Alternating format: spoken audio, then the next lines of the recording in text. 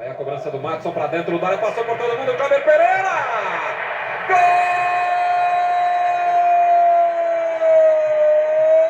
do Santos! Kleber Pereira!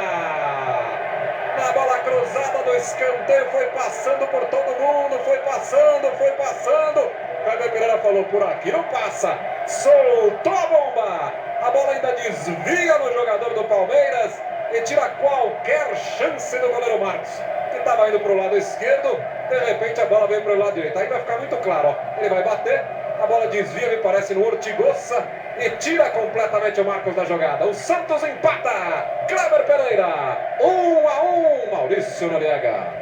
O Palmeiras levaria vantagem na final contra o Corinthians, mesmo com 2 empates. Agora, se o adversário for o São Paulo pode até ultrapassar o Palmeiras se vencer os jogos contra o Corinthians, e aí iria para a final com vantagem sobre o Palmeiras, fazendo uma possibilidade de o Palmeiras empatar as 2 partidas, né? Olha a chegada ali pelo lado esquerdo, Roberto Brum rolou para a entrada da área, Neymar dominou, girou bonito, pé direita, batida, golaço! Gol do Santos! Neymar!